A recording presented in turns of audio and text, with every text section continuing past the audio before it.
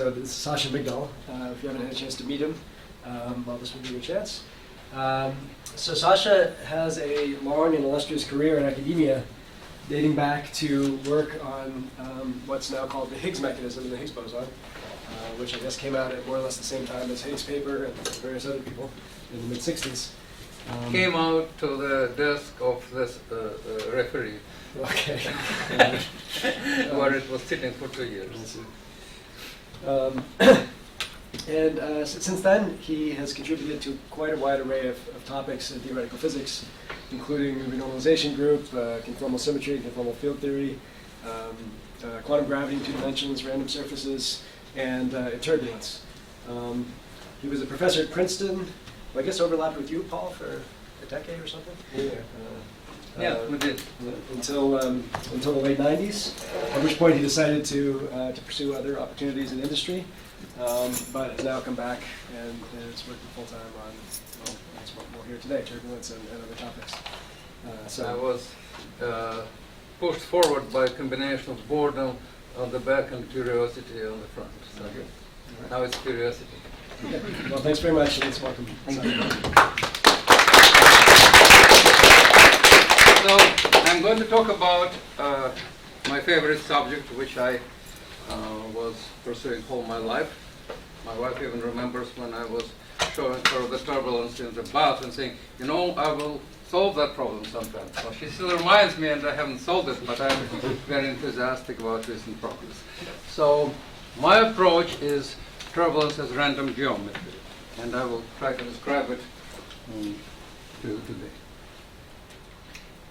So I'm going to skip the abstract because it's basically I'm reviewing 2 approaches. One is the loop equations, which allow you to derive the asymptotics of velocity circulation PDF. Another is kind of microscopic approach, which tries to find the substitute of Gibbs distribution for the turbulent flow. So the basic variable in the loop equation is velocity circulation around a closed loop in coordinate space. And that is a fixed loop. It's not the one moving with the flow, otherwise it would be trivial, because that would mean that this circulation will be conserved. Now this one, around the fixed contour, satisfies the equation, Helmholtz equation, which basically reduces to combination of viscosity, which is gradient of vorticity, plus simple product of viscosity and velocity. The grad P term is dropped. That's important simplification. It is local. The right side here is local in terms of velocity and vorticity. Still, it's non-trivial, non-linear equation, and you don't know how to translate it into something which you could solve. What is omega? Huh? What is omega? Omega is vorticity. It's curl of velocity. And nu is viscosity. And I will describe it, I hope, in a moment. Turned out that if you consider expectation value of phase factor related to this circulation, some factor gamma, which will be a parameter, and otherwise it's this is dimensionless parameter.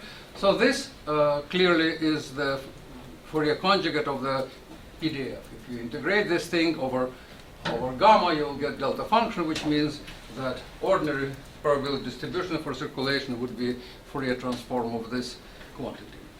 And note, interesting thing, that this, unlike the similar thing called Wilson loop in field theory, is complex. It's this number has real and imaginary part. It is complex because there is no symmetry between gamma and minus gamma. That symmetry would correspond to time reversal symmetry, and that exists in field theory. Gauge field theory doesn't exist in turbulence. That's one of the important features of turbulence. So this is complex thing like wave function, and this turned out to be easier to study than the original equations. Original equations are a 3-dimensional vector field, and here we have only one variable. We have equation which is functional of the contour, which is basically one-dimensional vector function, periodic vector function describing the contour in fixed space. So there is turned out, I did similar things in gauge field theory, and I applied those methods to, in the 90s, I applied those methods to fluid dynamics and wrote down the following exact equation, which is similar to Hopf equation. People wrote Hopf equations for fluid dynamics. In case of Hopf equation, this effective Hamiltonian would involve three-dimensional field, and would be some functional involving derivatives of the wave function in terms of the three-dimensional field, either vorticity or velocity. And I claim that's excessive information. This is a huge reduction of dimensionality. This is equation for the functional one-dimensional rather than three-dimensional field. And that has pure simple geometric meaning. Moreover, this equation, unlike the original Hopf equation, allows a very simple geometrically meaningful solutions, at least as a WKB approximation when viscosity is considered to be small. Viscosity is like Planck's constant in quantum mechanics. So if that is a Schrödinger equation, then viscosity is a Planck's constant. So we're considering WKB approximation when we're talking about low viscosity limit. So I'm not going to describe now what is this area derivative. Geometrically, area derivative means you add to this loop another closed loop somewhere else. You could connect this closed loop to the original loop by backtracking wires, which would be the same because it's the integral over these wires cancel. So definition of area derivative means that I add to the loop extra closed loop and find the term proportional to area inside the loop. In case of if the functional satisfies this property, in other words, if variation of that functional when you add a little loop is proportional to tensor area inside the loop, coefficient in front of that tensor area is called area derivative. And that's a very special class of functionals which we call Stokes functionals, which indeed have that property. So for example, exponential or any function of vector integral around the loop satisfies that property, because vector integral around the loop, if you add a little loop, will be proportional by Stokes theorem to the field strength inside that loop. So this is by Stokes theorem, it is Stokes functional. So you have to solve this equation in the space of Stokes functional. And it was indeed proven that if you expand that in inverse powers of viscosity, you will get what is called ordinary perturbation expansion, usually obtained with Hopf equations or with Wild diagram technique. So you could get ordinary methods which are perturbative methods. But we are interested in opposite limit, not perturbative limit, but interested in WKB limit of small viscosity. And that's where this equation dramatically simplifies and allows for some solutions, which is good news. Sorry, but what is the average? Say it again. Average is, well, technically in Navier-Stokes equation you could introduce random forces. Those random forces are concentrated at small momenta, small Fourier components, or physically these are some forces which are going through the boundary, like you're shaking the whole thing or rotating the whole thing with a big, spoon, that kind of thing, not the microscopic things you have in your field. So you assume there is a big box, some force acting on the boundary, like shaking it, and that is when the average of this Gaussian random forces, you get some distribution, and you are averaging over this distribution. You are averaging over time. Of course, if you are practically solving Navier-Stokes equation, you just consider time average. That's how people are simulating that. People who are observing things, don't need that, of course, because these things are naturally present in every turbulent flow. You don't have to worry about what is the cause of this forcing or this randomness, because it's naturally unstable and it accelerates whatever there is, and then the behavior is universal. So presumption is that the nature of random forcing is irrelevant as long as they are concentrated at very large spatial scales or small momentum. So that's the averaging. And this is equation for the average, of course. So I'm not studying complex issue of how the laminar solution of the Navier-Stokes equation suddenly becomes unstable, develops turbulence. These are all questions which are answered by some chaos theory. I'm talking about strongly developed isotropic turbulence, which happens after you already have shaken your system strong enough, and it is the whole space is covered by turbulence, which is vorticity structure. So could I, Yes? if you were able to solve this equation and calculate psi, which properties of it tell you how turbulent the flow is, and what exactly do you Well, learn from I'm going to present the solutions of that equation in the WKB limit. Yes. It's not exact complete solution. Unfortunately, it's some limiting. It's up to some unknown function. So I don't present complete solution. It may be done, and I wish somebody do it. But I did something which I could do, some exact results and some approximate results, numerical results also. Yes. What's the kinetic term, kinetic energy for the Hamiltonian written here? Energy. In kinetic energy. Kinetic terms of energy the different is integral of v vertical- squared over 2. I will discuss that issue later. I will consider balance energy in a few slides later. So keep that thought, and I will answer that question. Energy is just integral of v squared over 2. Kinetic energy. And that is conserved in Euler and dissipated in Navier-Stokes. I'll talk about that later. So, few general comments. That advantage of loop equation, that's closed equation for the observable quantity with clear geometric meaning, and it is, instead of three-dimensional, it's one-dimensional. A disadvantage is we have to learn a lot of sophisticated mathematics, which was also a problem for me. I try to do it as much as I can. Could learn to write equations with equal sign, proportional, or belongs to sign and tends to sign instead of just approximate, as usually people do in turbulence theory nowadays. So I have to do more than that. So the tails of this PDF at large gamma are determined by WKB asymptotics. WKB means when you have wave function which is exponentially small, then you substitute that into the Schrödinger equation, and then you find out that certain terms dominate terms with square of first derivatives as compared to terms with second derivatives. So that's a standard WKB for any Schrödinger equation, and you get simpler equation which satisfies certain simple area law. That logarithm of this PDF goes as some power of gamma times some power of area, where area is the minimal area of the minimal surface bounded by this loop.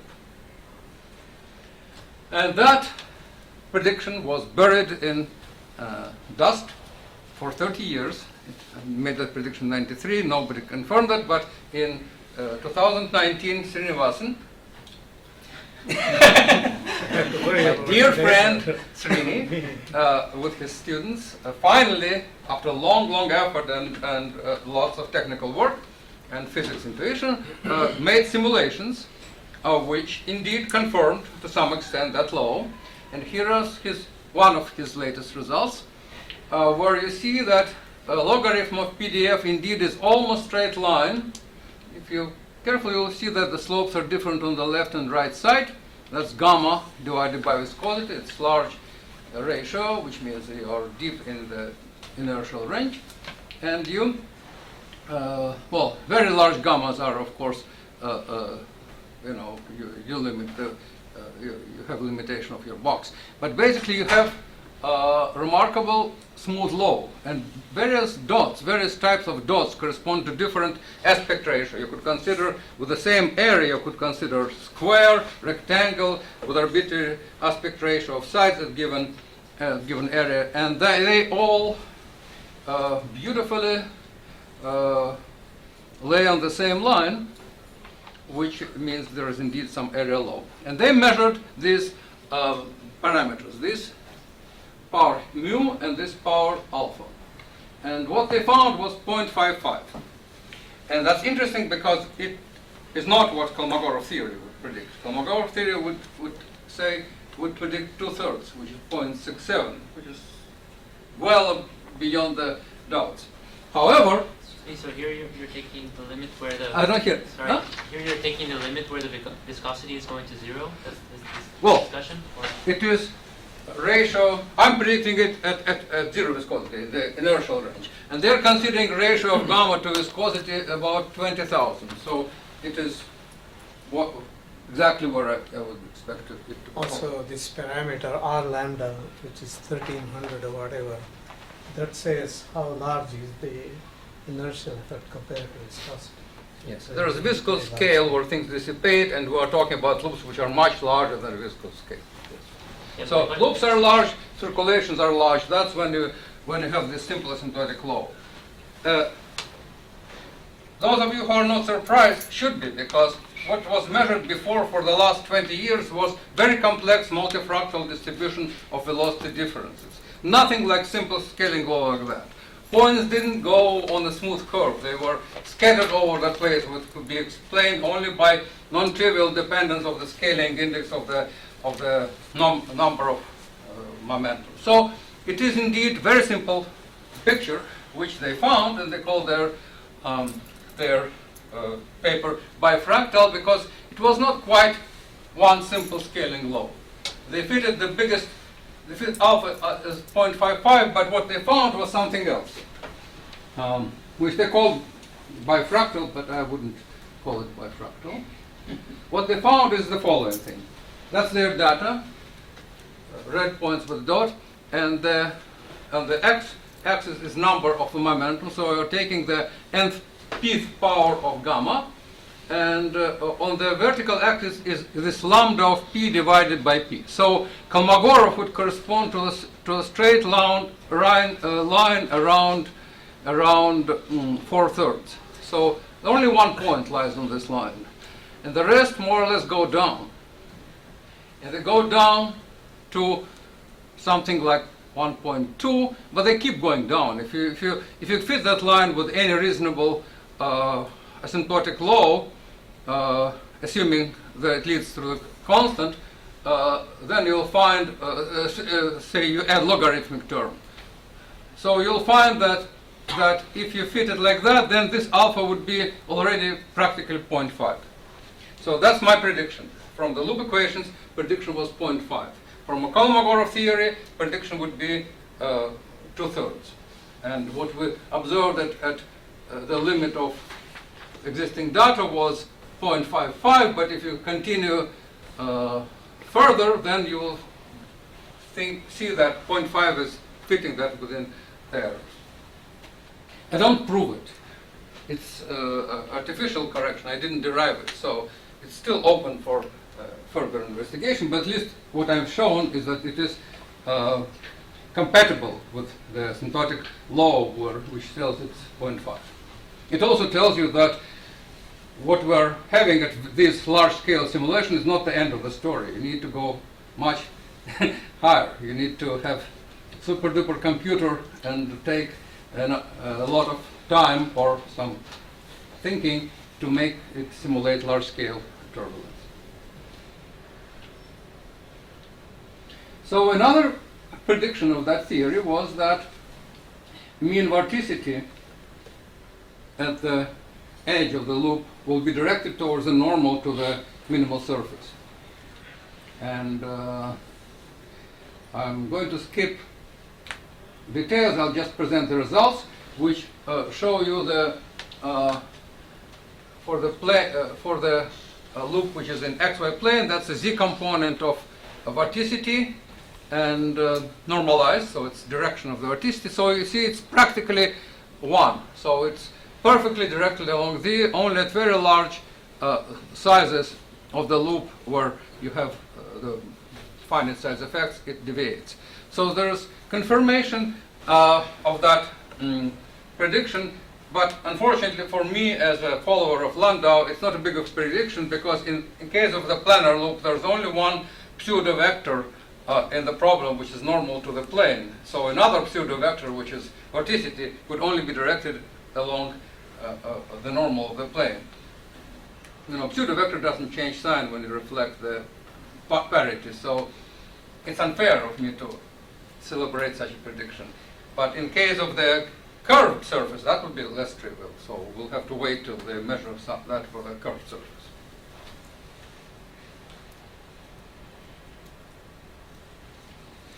At my request, recently, the data were analyzed for the curved surface.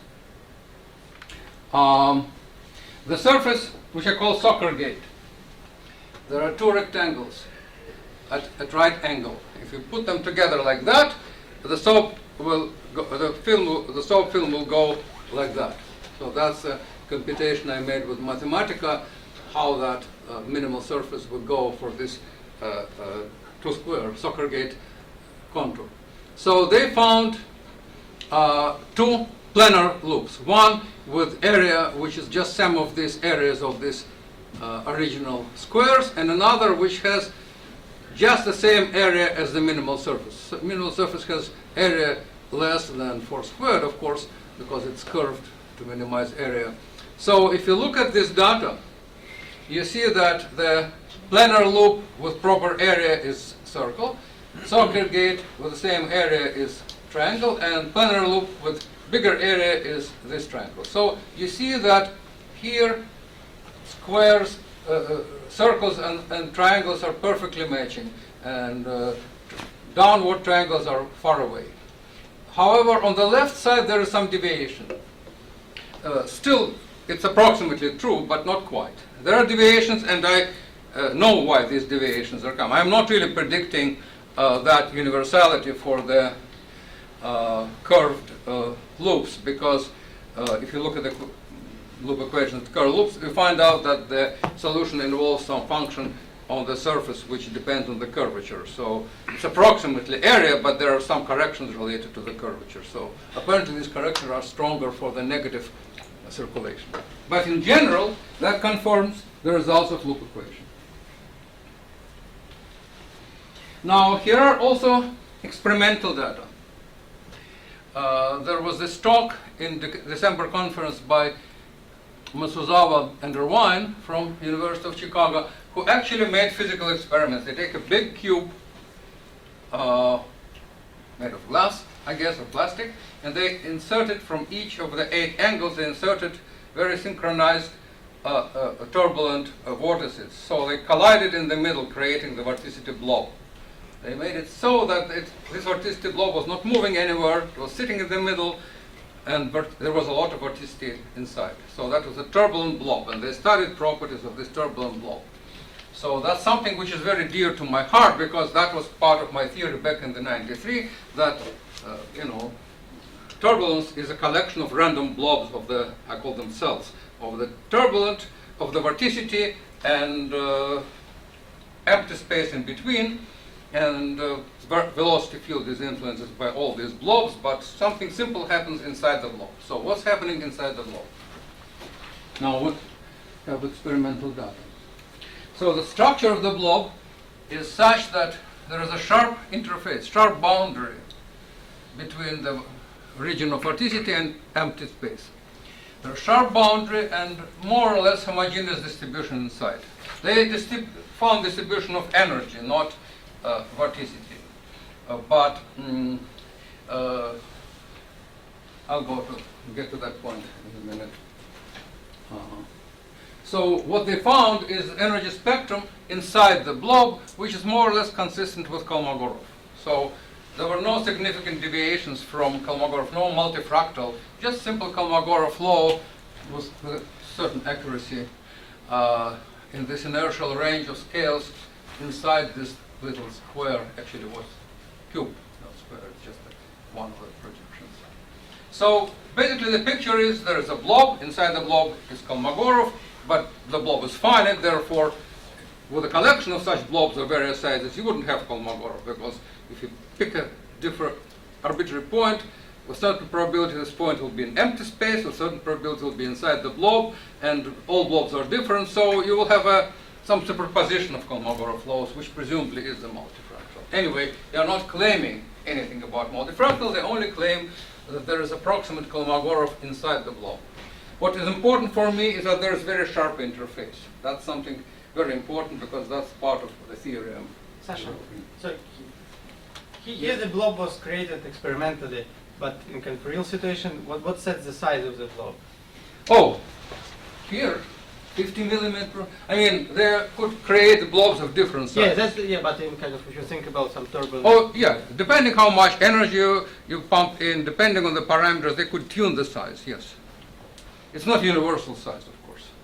I mean, in your picture of turbulence, if I understand correctly. In my picture, it will be distributed all over the sizes and shapes. So it's not something you can control. And you're not predicting. I'm not saying there's a collection of ping pong balls of the same size, no.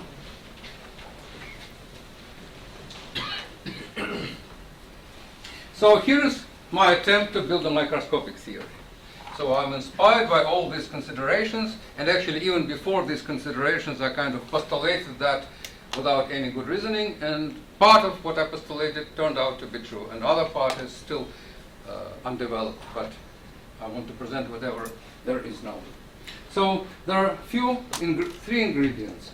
First is, like I said, vortex cells. There is a collection of vortex cells.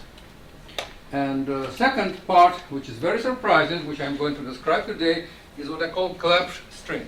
The vorticity can be described by so-called Clebsch variables. Clebsch variables are two real fields or one complex field with rotational symmetry, which corresponds to phase transformation of that field. And that field is related to vorticity. I'll describe how. And turned out this field remarkably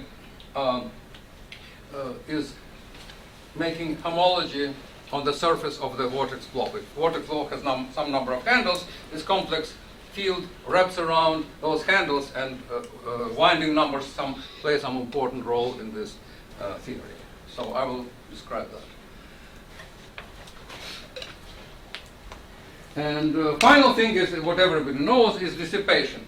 If you look at the dissipation, energy is dissipated, so it's minus time derivative.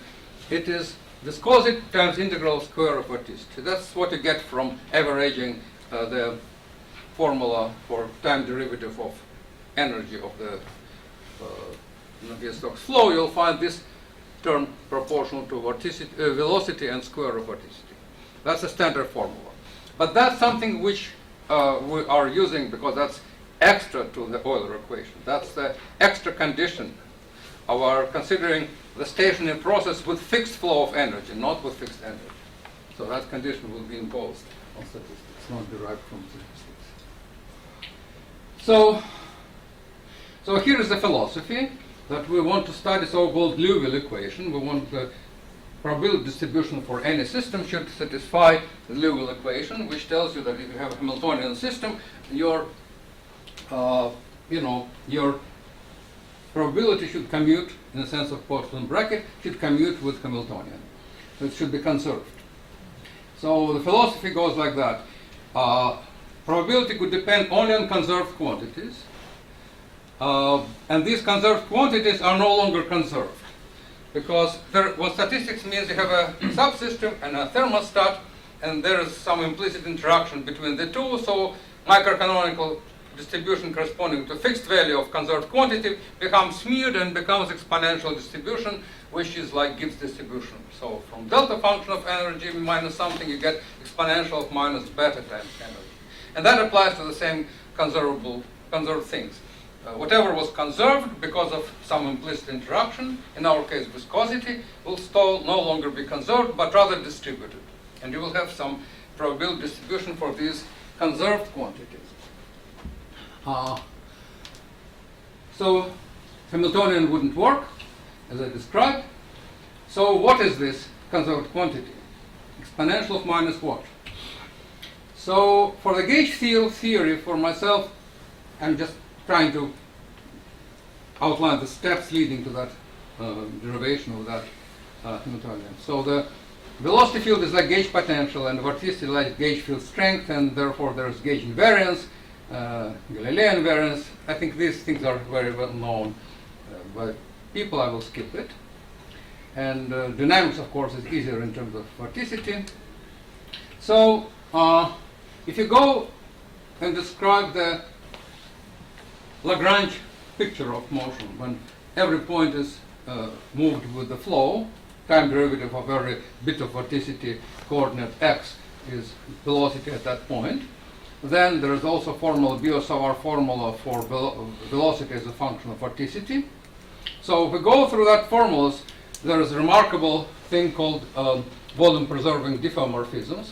The whole system is invariant with respect to change of the position of initial positions of the flow or positions of coordinates at any moment with Jacobian equal to 1. So there is some rich invariance of this system which is described by volume preserving diffeomorphisms.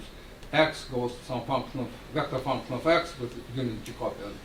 And that is such an important property that it severely limits possible effective Hamiltonians. And that's one of the most important parts of my theory.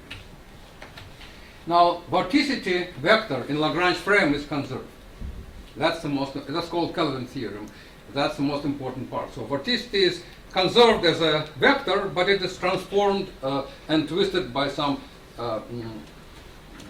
matrix which is related to gradient of new coordinates with respect to initial coordinates. But anyway, up to these trivial factors, vorticity is conserved. Now, this conserved vorticity could be written, that was a big discovery a century ago, parameterized by two fields, phi1 or phi2, or by one complex field.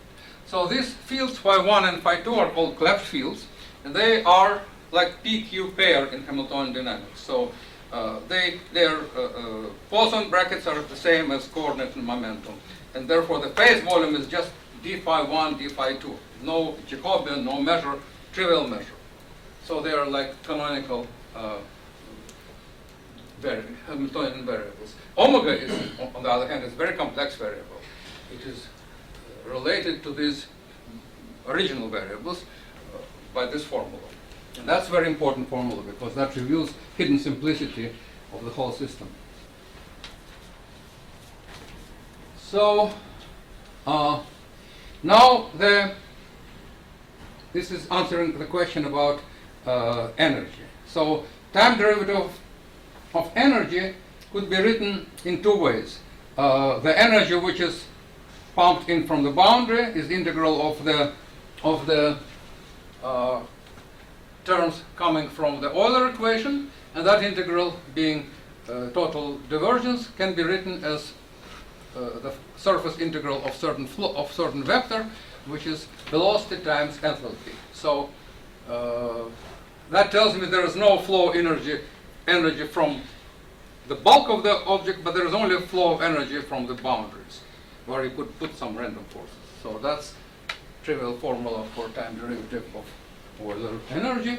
And there is another term which balances this one and tells us that that energy dissipated by viscosity. So that same time derivative of energy pumped from outside is dissipated at small scales using as integral of square of vorticity. And since in our theory vorticity is concentrated in certain cells, I call them D. So that would be some of the cells of integral inside the cell of vorticity inside the cell square. So that's very important restriction. That's something which we add to the statistics as a Lagrange multiplier. It's our boundary condition. It's our extra factor in the probability distribution which we impose. And therefore we suggest the following partition function. So it's like analog of Boltzmann distribution corresponding to Navier-Stokes as a Newton dynamics. So this is partition function involves sum over number of cells, sum over all shapes of these cells, and then there is a product of terms corresponding to each cell and factors corresponding to each cell. So there is integral. I will explain what that is in a moment. You have to integrate over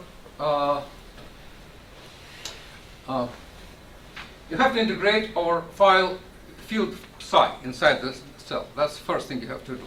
In addition, at the boundary of cell, this field psi turns out should be some constant times phase factor. So absolute value, the boundary condition is that absolute value of the Clebsch field is constant, universal constant on the boundary of each cell.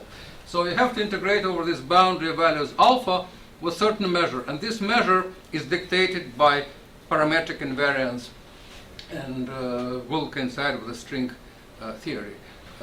But it comes because of the same arguments that we have to have all the conserved quantities and write down the most general Lagrangian, which is compatible with symmetry principle, which is parametric invariance, which is volume preserving diffeomorphisms, and also it should be conserved integrals of motion.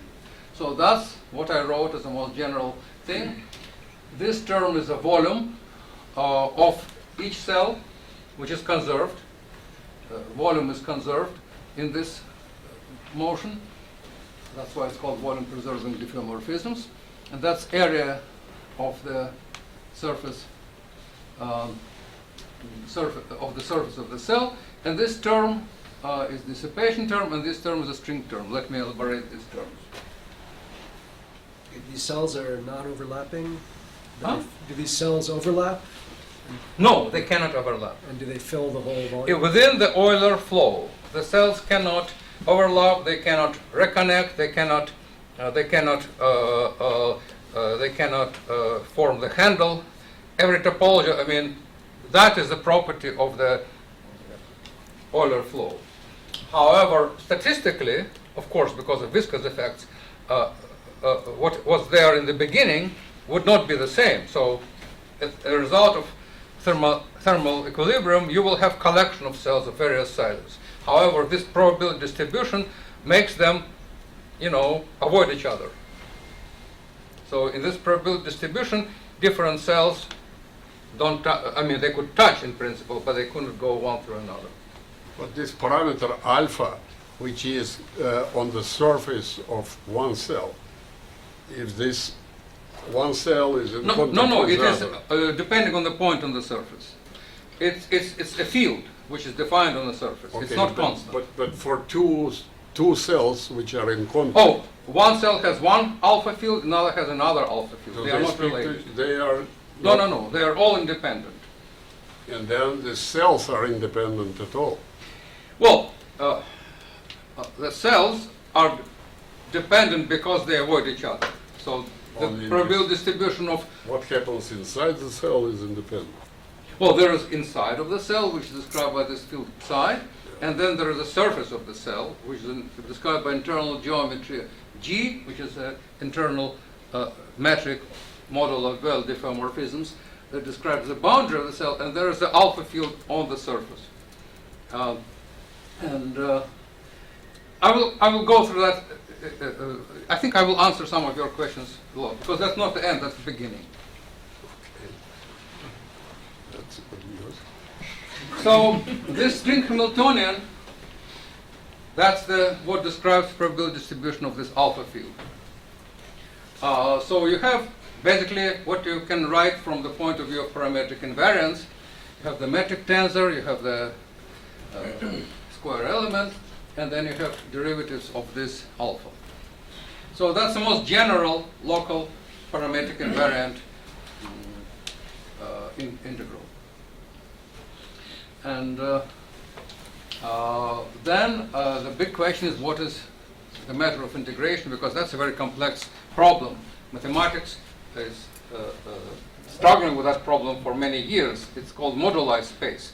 The things which are parametrizing the metric of the Riemann surface, of the complex surface, is so-called complex structure, which is described by moduli, and this moduli space for arbitrary number of handles is not very well described. But there is a remarkable way around it, which we are going to mention. So this radius r is universal. So there is a simple argument which says it's universal.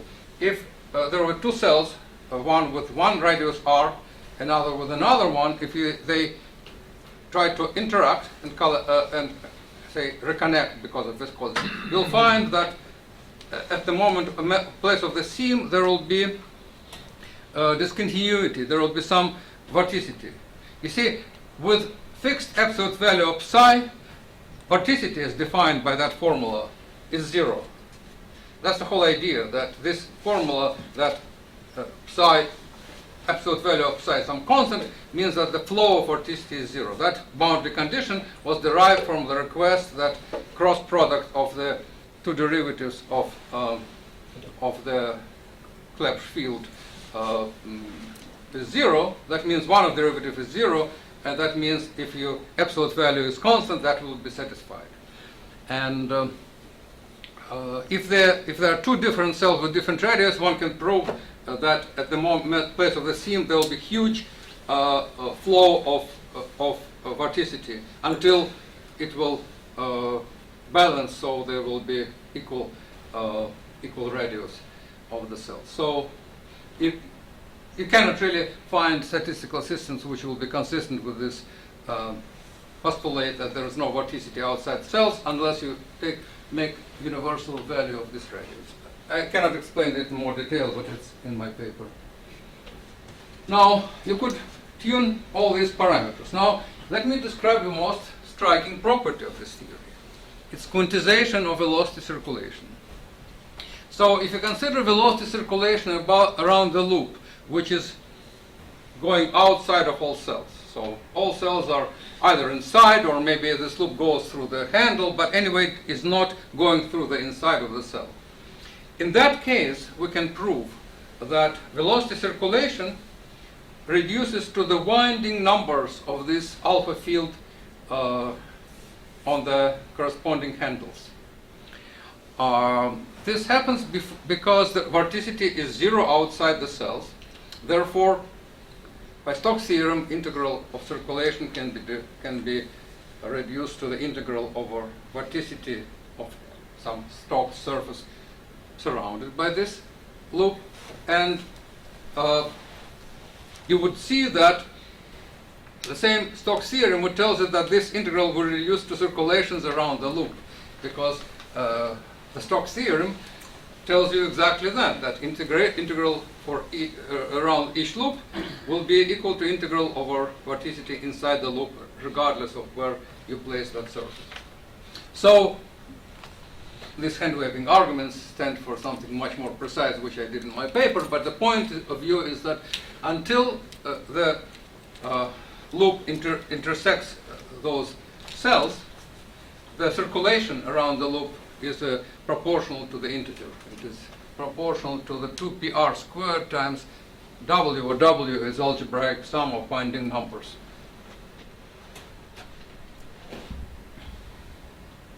Now, there is another kind of thermodynamical aspect. What is the energy flow? In turbulent flow, we usually consider the thing called Kolmogorov energy flow. So if you consider time derivative of energy, you will obtain that by differentiating with respect to this Lagrange multiplier lambda, and you will get integral of omega squared. And if you consider sum of volumes of all the cells, it is derivative of partition function with respect to another chemical potential mu. So the ratio of these two would be sum over all cells of integral of omega squared divided by sum of volume, which is by definition the energy density of the energy flow density. So that's how you obtain energy flow density in our system. It has to be fixed. So qualitatively, what we are saying is that inside the cell, there is no reason to think that omega squared is constant. It's distributed because there is some fluctuating Clebsch field. So Kolmogorov theory could only be approximate. There is no such thing as constant omega squared, constant energy dissipation. Global energy dissipation, of course, is constant, but it varies from cell to cell. And there is collection of cells with different scales, so that qualitatively explains the multifractal. It doesn't mean that I can derive the multifractal distribution, but it is qualitatively plausible that with this picture of ensemble of vortex cells, you will get a not simple fractal law, but the multifractal law, because each cell will contribute different power to this scaling law. Another observation is that omega, we have term in the Hamiltonian which is omega squared, but omega is not the primary variable. Primary variables are these Clebsch fields. So technically, if you want to find the effective measure for omega, you will have to integrate over this Clebsch field with extra condition that omega, two components of omega are related. So I don't know how to compute such a Jacobian, but what I'm trying to say is that this Jacobian is not constant. It creates non-Gaussian effect. So that explains why we don't have actually Gaussian distribution of vorticity. If you have vorticity, experimental measurements show that there's a very strong non-Gaussian distribution. So in our theory, that would be explained by this Jacobian, which is needed to go from Clebsch field into to the vorticity. How much time do I have? 15 minutes?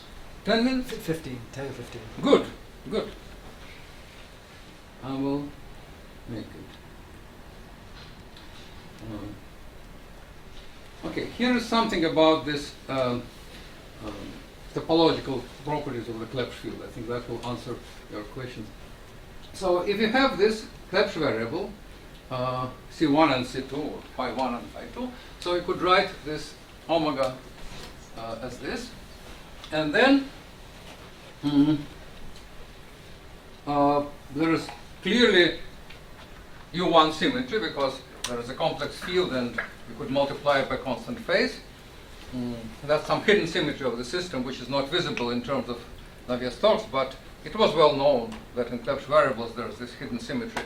So we insist on this symmetry. It's not spontaneously broken. We leave it. That symmetry is unbroken.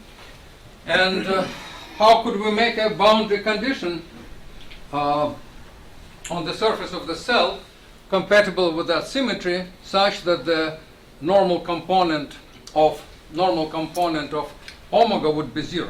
We need normal component of the omega normal to the surface to be 0, otherwise there will be flow of vorticity outside the cell and it would violate our condition that there is no vorticity outside the cell. By definition, cell is a finite region where there is vorticity. For that to be sustained, you need to have 0 vorticity flow on the surface. And that means that this psi should have absolute value which is constant. Then this cross product of derivative of the surface derivative of psi would be 0.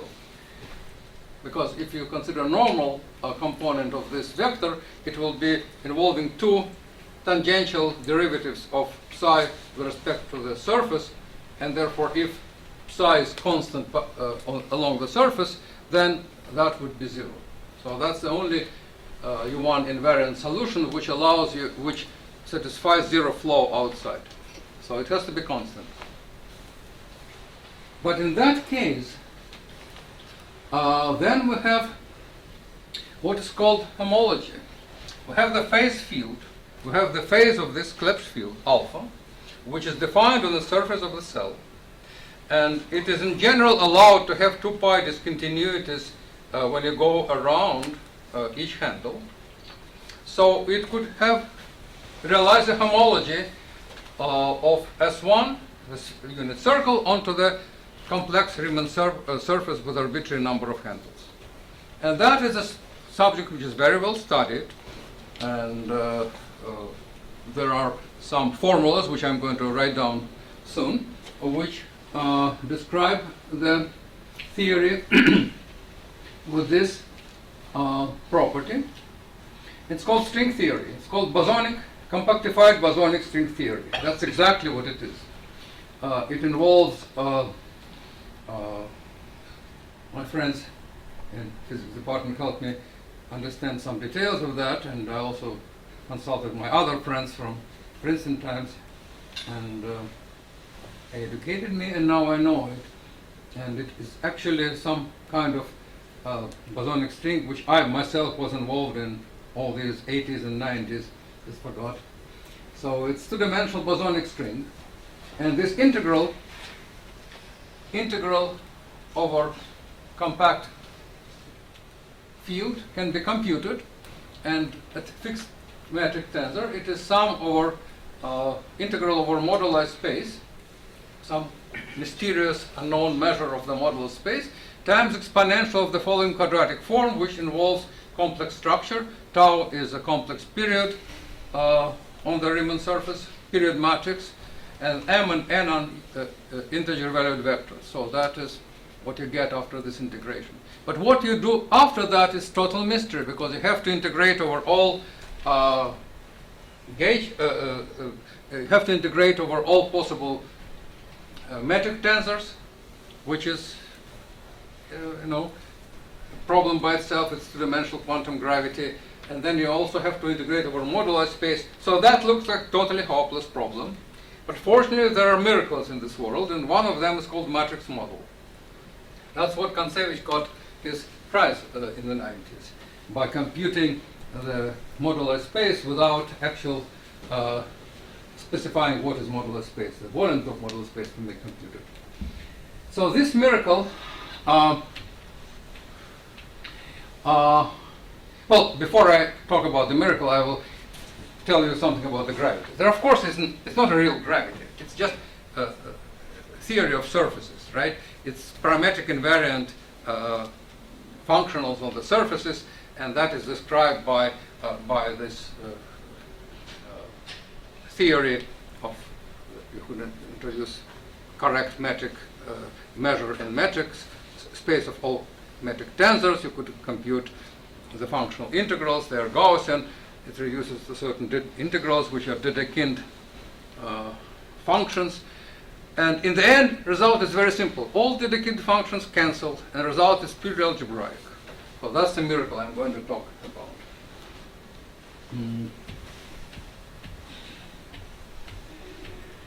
So this string theory, for 30 years, kept some surprise for us, because it was kind of just mathematical exercise in string theory. Who cares about two-dimensional string theory or one-dimensional compact string and the gravity? Who cares? It's just exercise, solvable model.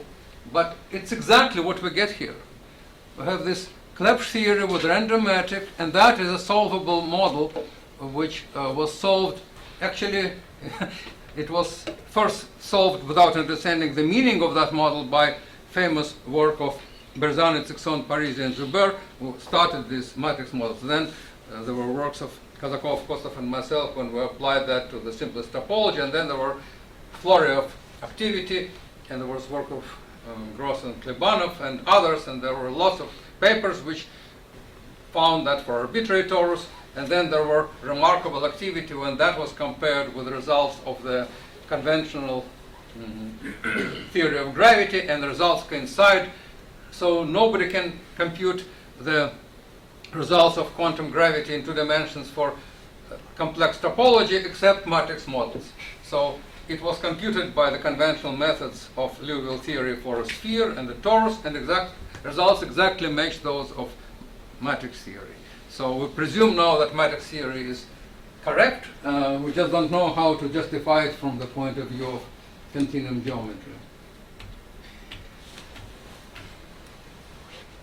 So I'm mocking mathematics a little bit here, that mathematics reluctantly accepted that, and one of the achievements was computation of volumes of modular space using matrix model by Kontsevich.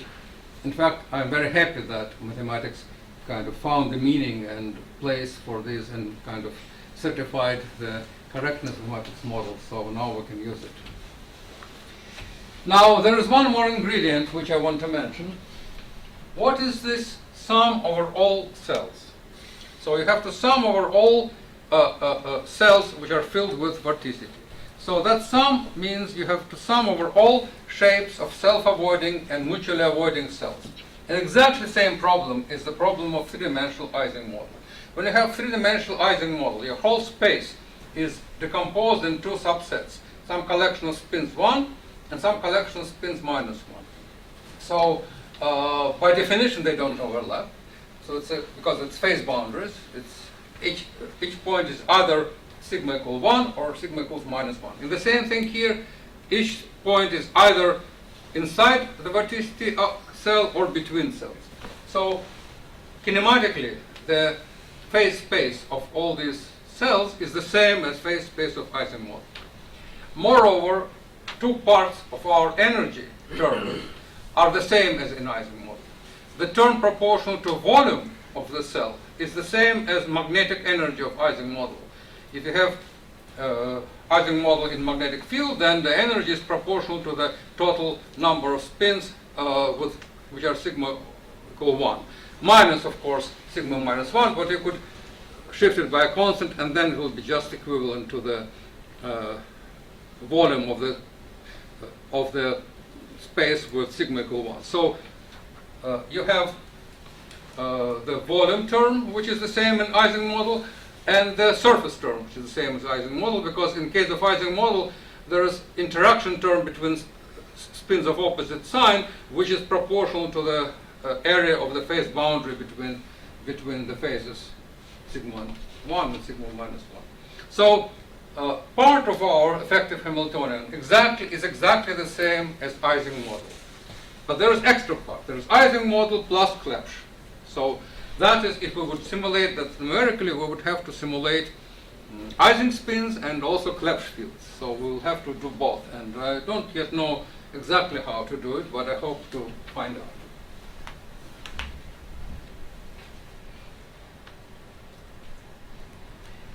So these are just general words that this simulation of this Ising-Clebsch field would not be the same, of course, as simulation of Navier-Stokes. It will be like a simulation of the statistical system, not dynamical system. Dynamical system takes a long time and ergodic theorems to approach Boltzmann distribution, and nobody really have proven that except Sinai. And statistical system, if you know the potential in Boltzmann distribution, then you use so-called metropolis algorithm, which corresponds to the first order equation, like with the friction, like first derivative of coordinate is gradient of alpha. That can probably approach Boltzmann distribution. So this, nobody really knows why it mysteriously approaches Boltzmann distribution, but this one, it's easy to prove that this equation quickly approaches Boltzmann distribution. So that's what I'm suggesting here. Once we know effective Hamiltonian, we could try to simulate it by the conventional methods like Monte Carlo using metropolis algorithm.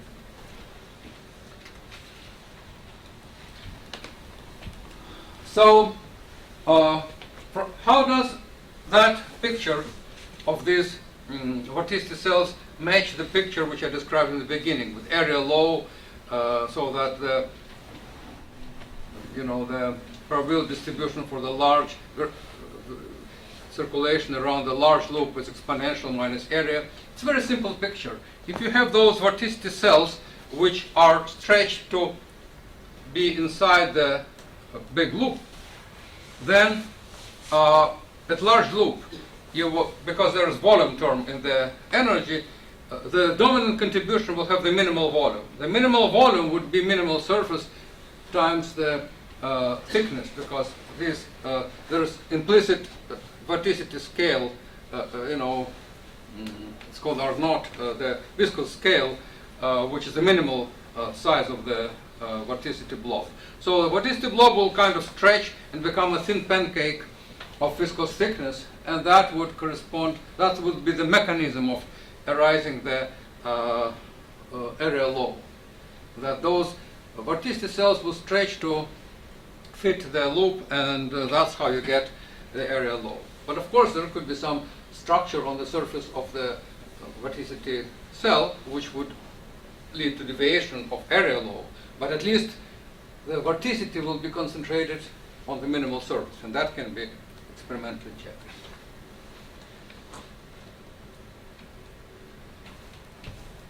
So let me summarize. We described two methods of statistical theory of turbulence. One is the loop equation, which is like Schrödinger equation with a WKB limit related to minimal surface. So that was explicit equation, and you cannot solve it exactly so far, but at least you can solve it numerically in the limit of the large contour and large circulation, when this equation can be solved by minimal surface. You can prove that minimal surface solves that equation. And then you derive some equation for the structure on the minimal surface. So that's a practical, so the loop equation is a practical way to compute things. And another is what I described as microscopic theory, path integral approach with effective Hamiltonian related to string theory. So the first method, which is loop equation, that gives explicit computational scheme including the minimal surface prediction and the critical index instead of Kolmogorov. So that is the way to compute things at large loops, but not the way to understand them, because we would like to have microscopic theory, like Boltzmann theory. So, oops, sorry. So this, sorry. So the second method helps us understand the microscopic picture, but it doesn't yet produce any verifiable predictions. There are some hopes and expectations, though. Eventually, new understanding of microscopic theory leads to new predictions. I just haven't done it yet, and maybe I'm too dumb and too old. Maybe some younger people will do it for me. But anyway, that's what I think should be done.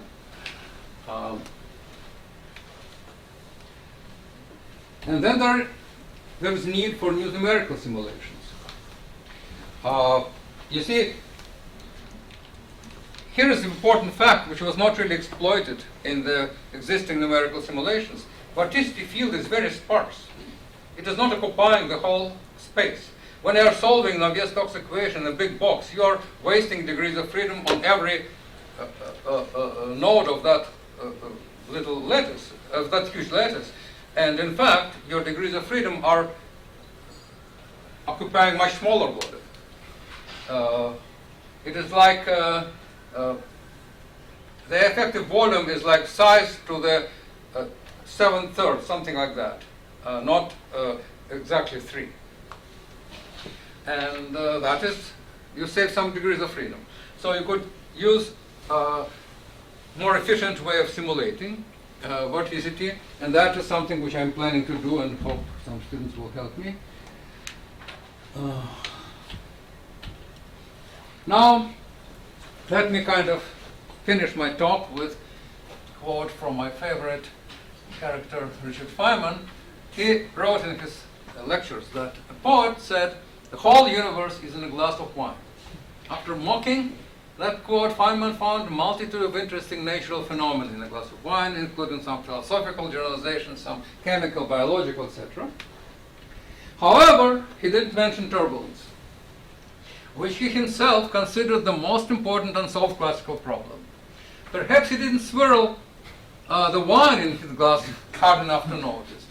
You can now buy a wine glass called Turbulence with special grooves which provoke turbulence when swirled and allegedly leading to the faster decanting. So there's also turbulence in the glass of wine. And we are now claiming it's related to string theory and black holes. So yes, there is a universe.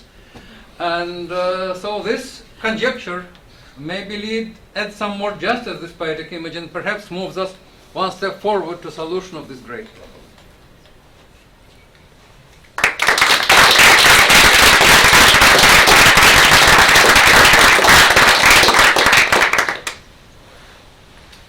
I have to admit that I was quite surprised to see that there is a relation between turbulence and gravity, black holes, and string theory. I wonder if it is just an accident that the mathematical formula happens to be the same or similar, or is there something more profound? Like, well, is it possible to relate? It's a very good question. I was trying to answer that question. So physics is very different.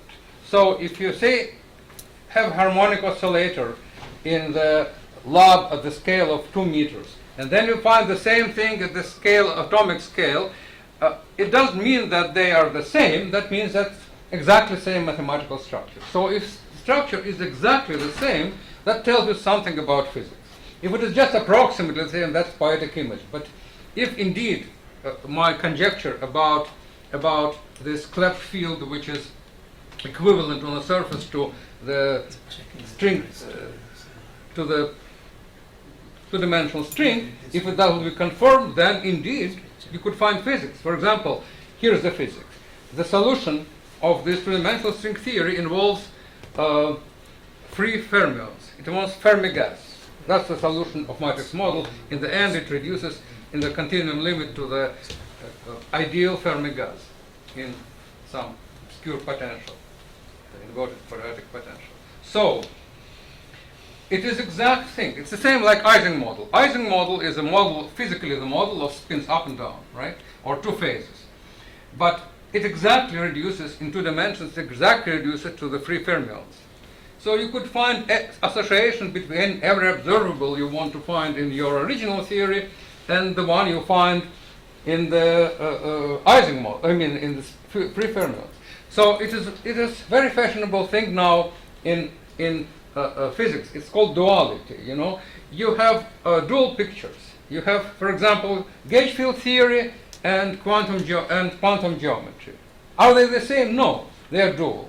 Okay, that means the same mathematical structure describes both. So you could view the same thing, and there is a one-to-one correspondence between objects. So in that sense, it is equivalent. But I am not trying to say that if you measure in experiments, you know, these vorticity blobs, and you look in the microscope, you'll find little fermionic animals lurking around and avoiding each other. No. You would have very indirect relation between observables in one and another theory. Sorry, you said that these vortices, these cells, do not fill all space, and you had a scaling law. How do you get that? So how do you get the distribution and the size and distribution of these cells from your equations? Was it? So the Ising part is supposed to govern that. So just the Ising part? Not yes, the Ising part tells you this, gives you distribution. You have to tune, of course, the parameters of Ising model so that it would be macroscopic, right? Not, you don't want it to be infinitesimally thin. So Ising model with properly tuned parameters describes those cells.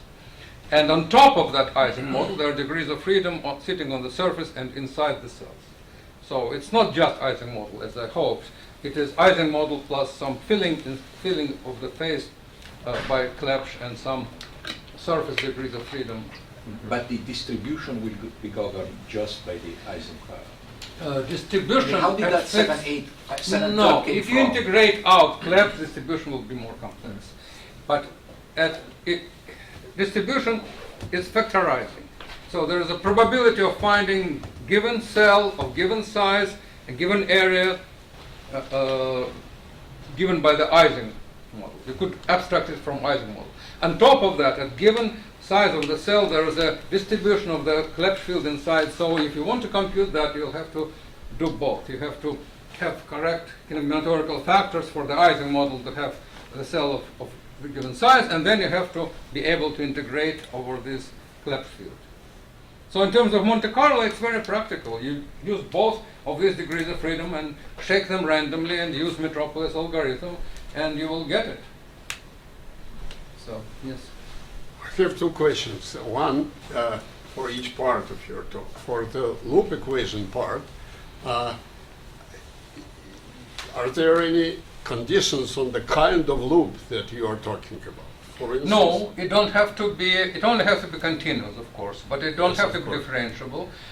It is because all we care about is area derivatives. You could take area derivative. I understand, but if you have a loop which has, let's say, very narrow hairpins, which are comparable to viscous lengths in size. That loop is totally equivalent to the loop without them. If you have the loop like that, For instance, yes. these two parts cancel each other because that's abelian field. Integral V here and integral V here cancel each other, so this is the same as collection of two loops. Okay. And if a loop has a knot of some sort? Doesn't matter. Doesn't matter. Doesn't matter. It's in fact, you should rather deal with that in Fourier space, whatever. I mean, Okay. in Fourier space, by the way, such things naturally happen. Discontinuities are easily described in Fourier space, right? Okay. So Alright. yes, it is indeed, that was something which I struggled for a long time with. I really, because if you consider the vector field, if you consider circulation around such a crazy loop, there is nothing wrong with that circulation. It is just some of this flux through this area plus flux through that area. And flux through that same thing cancels. So it doesn't notice the singularities. Okay. And for the other part, what seems counterintuitive to me is the following. In normal, naive freshman physics, when you go from second Newton's law to equation with dissipation, you do it by saying that probably inertia is small and viscosity or viscous dissipation is large. Now what you did is you said inertia is dominated and viscosity is small. And in the end, by some complicated manipulations Yes. with your Here's my collection, analogy. you keep... Yes. I perfectly understand what you are asking. Consider the following example. Very rare gas, which is almost ideal. The particles move independently and there is very, very small interaction, negligible. So their dynamics involves that interaction. And after a long time, inversely proportional to the strength of interaction, that interaction, in effect, make them exchange energies. And just because of this small interaction, after a very, very long time, they reach the Boltzmann distribution. Now, in this Boltzmann distribution, you have just exponential sum of kinetic energy. You could neglect interaction. So that's the analog of what I'm having here. So the time which you needed for equilibrium was inversely proportional to viscosity. But eventually, effective interaction is not dependent on viscosity in the same way as Boltzmann interaction for ideal gas doesn't depend on the interaction. Boltzmann distribution for ideal gas doesn't depend explicitly on that interaction. Okay. Very good. So we had a bunch of questions, and we can have more discussion after. So let's thank Sasha again. It's great.